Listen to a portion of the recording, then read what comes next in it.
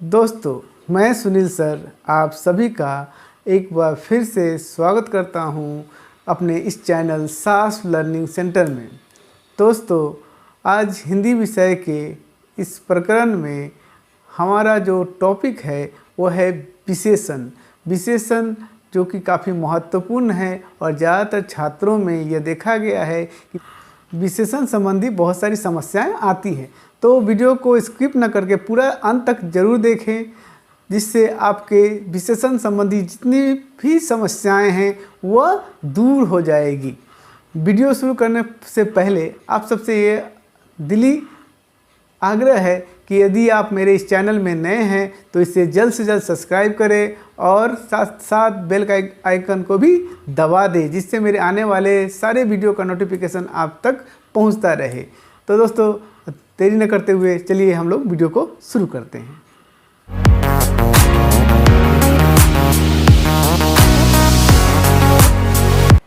दोस्तों, आज हमारा टॉपिक है विशेषण। विशेषण जो हिंदी व्याकरण का एक बहुत ही महत्वपूर्ण विषय है। ठीक है, तो विशेषण किसे कहते हैं, विशेषण का अर्थ क्या होता है, विशेषण का मतलब क्या होता है, यह बहुत ही आवश्यक है जानना यदि हम हिंदी को सही से जानना चाहते हैं, हिंदी को सही से समझना चाहते हैं और अपने आने वाले परीक्षाओं में, प्रतियोगी परीक्षाओं में उत्तीर्ण होने के लिए, उसमें सफल होने के लिए हमें ज़रूरी है कि हम विशेषण को सही रूप से समझें।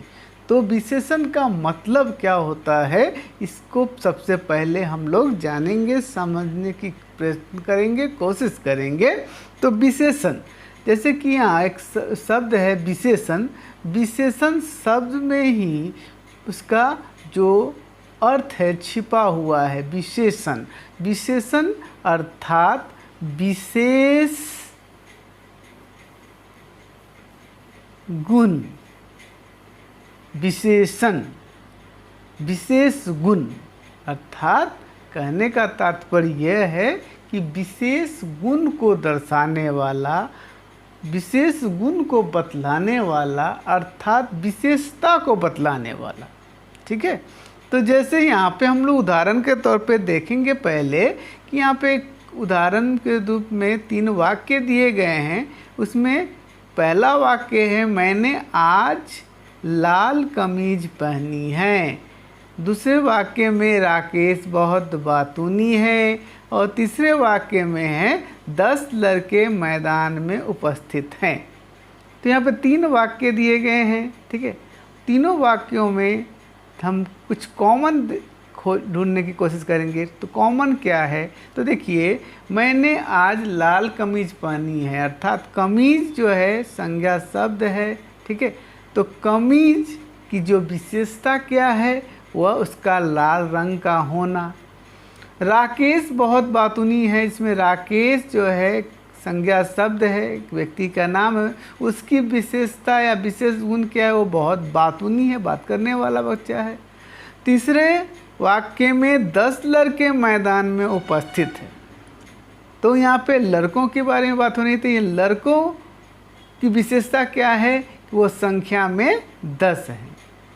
ठीक है, तो यहाँ पे क्या समझ में आई बात, तो यहाँ पे विशेष गुण या विशेषता को बताया गया है यहाँ पे। तो इसकी परिभाषा को हम लोग समझेंगे तो पूरी तरह से कॉन्सेप्ट क्लियर होगा। ठीक है, तो आगे चलते हैं परिभाषा में। तो परिभाषा में क्या कहा गया है, ठीक है, तो देखते हैं। संज्ञा अथवा सर्वनाम की विशेषता बतलाने वाले शब्द को विशेषण कहते हैं। अर्थात समझ में आ गई बात कि संज्ञा अथवा सर्वनाम की विशेषता को बतलाने वाले शब्द को विशेषण कहते हैं। ठीक है, तो जैसे उदाहरण में मोटा लड़का हंस पड़ा। ठीक है, एक वाक्य है, छोटा सा वाक्य है कि मोटा लड़का हंस पड़ा। यहाँ पे लड़का, ठीक है, कि लड़के के बारे में बात की जा रही है। तो लड़का के बारे में, लड़का क्या है यहाँ पे करता है। और ये क्या है? संज्ञा शब्द है, ठीक है, सही समझे, संज्ञा शब्द है। तो इसकी विशेषता क्या है? लड़का की विशेष बात क्या है? कि वह मोटा है, ठीक है। तो उसकी विशेषता ये है या विशेष गुण ये है कि वह मोटा है, ठीक है। तो बात क्लियर हुआ कि संज्ञा अथवा सर्वनाम की विशेषता बतलाने वाले जो शब्द किसी संज्ञा शब्द या सर्वनाम शब्द की विशेषता को जाहिर करता है, व्यक्त करता है, प्रस्तुत करता है या व्यक्त करता है, उसे विशेषण कहते हैं। तो समझ में आ गई बात? क्लियर हो गई? बिल्कुल सही। अब आगे बढ़ते हैं कि विशेषण और विशेष क्या होता है और उसका क्या तात्पर्य है, उसमें क्या समानता या उसमें क्या असमानताएं हैं या विभिन्नता है, ठीक है। तो हम लोग देखते हैं। तो देखिए, विशेषण कहने का तात्पर्य क्या है? तो जो शब्द विशेषता बतलाता है उसे विशेषण कहते हैं, और जिसकी विशेषता को बतलाई जाती है उसे विशेष्य कहते हैं, ठीक है। अर्थात जो शब्द संज्ञा या सर्वनाम शब्द की विशेषता को बतलाता है उसे विशेषण कहते हैं, और उस संज्ञा या सर्वनाम को विशेष कहते हैं जिसकी विशेषता बतलाई जा रही है। जैसे पीला कपड़ा गिर गया, यहाँ पे, ठीक है, पीला कपड़ा, कपड़े की विशेषता बताया गया है। कपड़े की विशेषता क्या, विशेष गुण क्या है? उसका पीला रंग का होना, तो इसलिए पीला विशेषण है। वहीं किसकी विशेषता बताई जा रही है? तो कपड़ा की विशेषता बताई जा रही है, इसलिए कपड़ा विशेष है।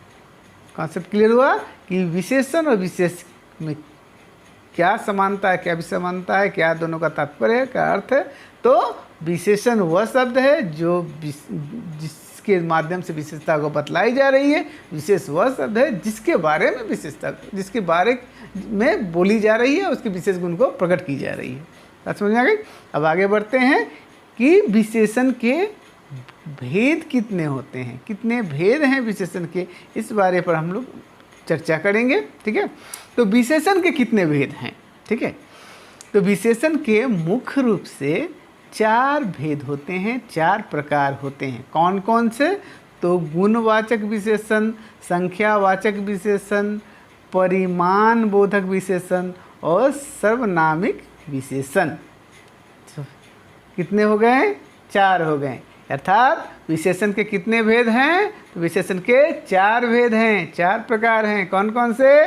गुणवाचक विशेषण, संख्यावाचक विशेषण, परिमाण बोधक विशेषण और सर्वनामिक विशेषण।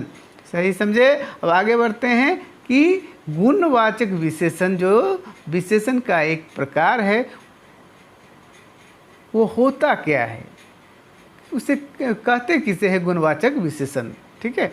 तो गुणवाचक विशेषण के बारे में हम लोग चर्चा करते हैं। तो गुणवाचक विशेषण में यहाँ पे शब्द से ही ये परिचय हो रहा है कि गुणवाचक यानी गुण को वाचक करने वाला या गुण को बोध करवाने वाला, ठीक है।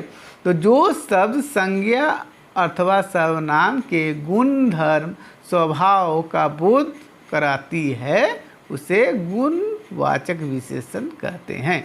समझ में आ गई कि जो शब्द संज्ञा अथवा सर्वनाम के गुण को, धर्म को या स्वभाव को व्यक्त करता है, उसका बोध करवाता है, उसे गुणवाचक विशेषण कहते हैं। जैसे कि पीला, मोटा, पुराना, भला आदि ये सारे जो शब्द हैं वो किसी संज्ञा या सर्वनाम के गुणों को ही दर्शाएगा, ठीक है। इसीलिए इसे गुणवाचक विशेषण के रूप में जाना जाता है, मानते हैं, ठीक है, कहते हैं। आगे बढ़ते हैं तो गुणवाचक विशेषण के भी कुछ प्रकार हैं जो दिए गए हैं। कौन कौन से प्रकार हैं इसको हम लोग देखते हैं। तो गुणवाचक विशेषण के जो है निम्नलिखित प्रकार दिए गए हैं। कितने? तो 5 प्रकार दिए गए हैं। कौन कौन से? तो कालबोधक, कालबोधक यानी काल का बोध करवाने, काल का मतलब हो गया समय का बोध करवाने वाला, ठीक है। तो जैसे कि नया, पुराना, ताज़ा, मौसमी, ये क्या है? कालबोधक गुणवाचक विशेषण के रूप में जाना जाता है। दूसरा है रंग बोधक, रंग को बोध करवाने वाला, रंग को बारे में बतलाने वाला, जैसे कि लाल, पीला, काला, सफ़ेद, बैगनी, ये जो रंग संबंधित गुणों को दर्शाने वाला जो शब्द है, ठीक है, उसे रंगबोधक गुणवाचक विशेषण कहते हैं। तीसरा है दशाबोधक। दशाबोधक कहने का तात्पर्य कि किस दशा में है, अर्थात संज्ञा या सर्वनाम किस दशा में, उसको व्यक्त करने वाला जो शब्द है वह दशाबोधक गुणवाचक विशेषण के रूप में जाना जाता है, जैसे कि मोटा, पतला, युवा, वृद्ध, गीला।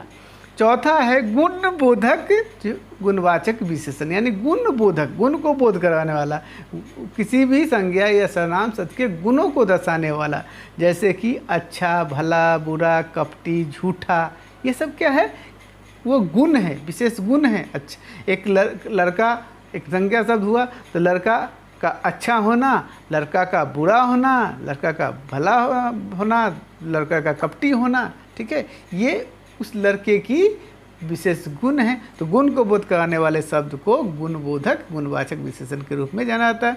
और पांचवा है आकार बोधक, यानी किसी आकार को दर्शाने वाला, जैसे कि हो सकता है वो गोल है, चौकोर है, तिकोना है, लंबा है। तो आकार का बोध करवाने वाले जो गुणवाचक विशेषण है उसे आकार बोधक गुणवाचक विशेषण के रूप में जानते हैं और उसको मानते हैं, उसे कहा जाता है। ठीक है, तो समझ में आ गई कि गुणवाचक विशेषण के भी 5 प्रकार में बांटा गया है, 5 जो है उसके भेद में बांटा गया है। और कौन कौन से हैं, तो काल बोधक, रंग बोधक, दशा बोधक, गुण बोधक और आकार बोधक।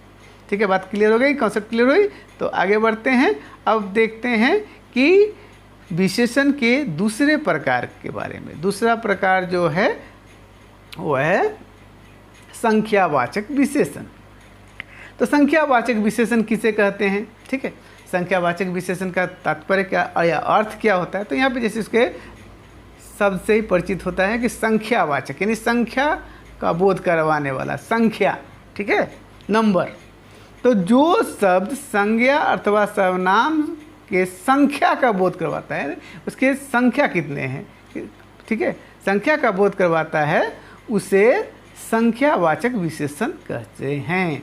यानी जो शब्द संज्ञा या सर्वनाम के, ठीक है, संख्या रूपी विशेषता को व्यक्त करता है उसे संख्यावाचक विशेषण कहते हैं। जैसे कि पहला, सौगुना, दसवां, चारों आदि, ये सब जो हैं वो संख्यावाचक विशेषण के उदाहरण हैं।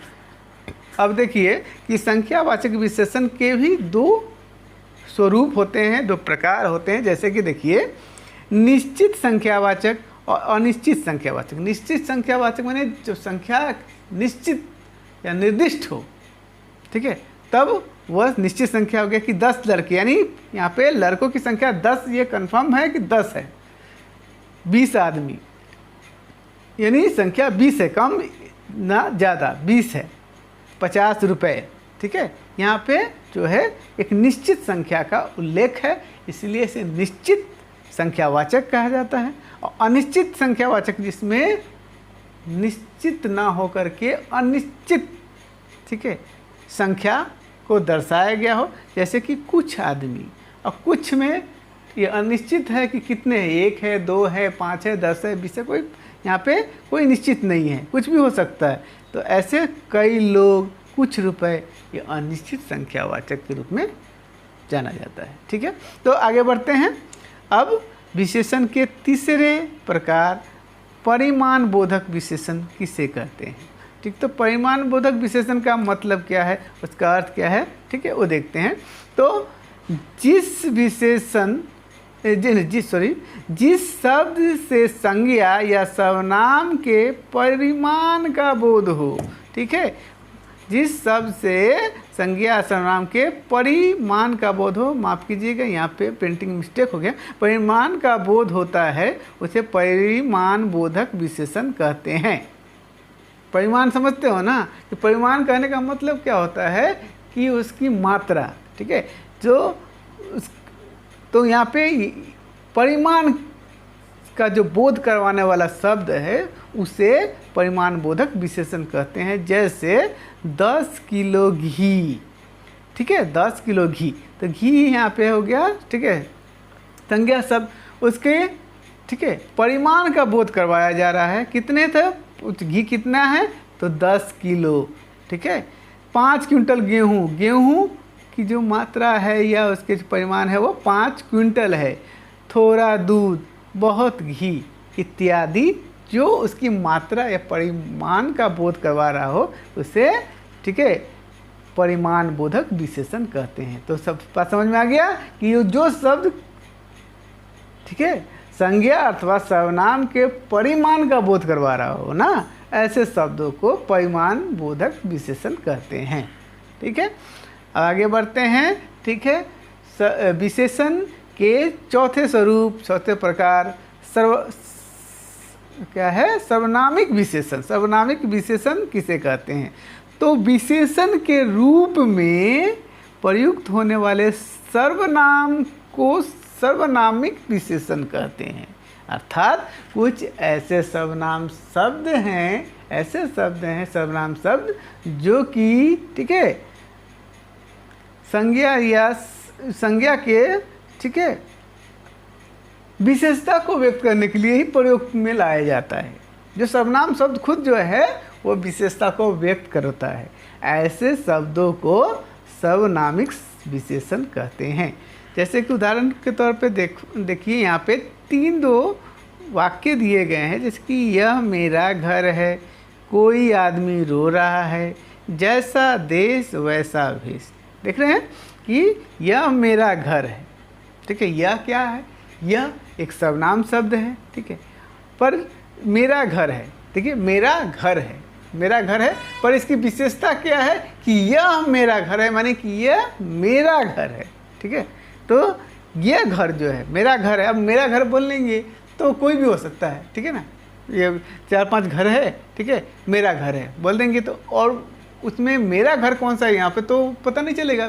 ठीक है, पता नहीं चल रहा है, क्लियर नहीं हो रहा है। लेकिन अगर हम इसी बात को इशारा करते हुए बोलते हैं कि यह मेरा घर है, इसका मतलब क्या हुआ कि इस घर की विशेषता क्या हो गई कि ये मेरी है। ठीक है, तो यहाँ पे क्या हो गई कि ये जो है विशेषता को व्यक्त करने के लिए, ठीक है, इस्तेमाल में लाई जा रही है। इसलिए यह जो शब्द है, ठीक है, यह शब्द चूँकि एक सर्वनाम शब्द होने के बावजूद एक विशेषता को व्यक्त कर रहे हैं, इसलिए से सर्वनामिक विशेषण कहते हैं।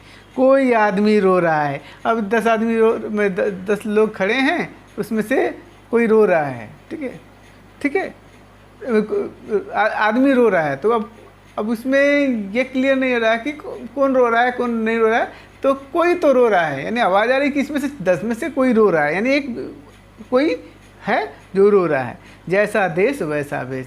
ठीक है, देश जिस देश में जाएंगे वैसा ही वेश पकड़ेंगे, तो जैसा देश वैसा वेश। तो यहाँ पे ये जो शब्द हैं, ठीक है, जो सर्वनाम शब्द हैं, लेकिन वह एक विशेषण के रूप में प्रयोग में लाया जा रहा है, ऐसे शब्दों को सर्वनामिक विशेषण कहते हैं। ठीक है, बात समझ में आगे, क्लियर हो गया सभी को। ठीक है, ठीक है, तो आज के लिए इतना ही। ठीक है।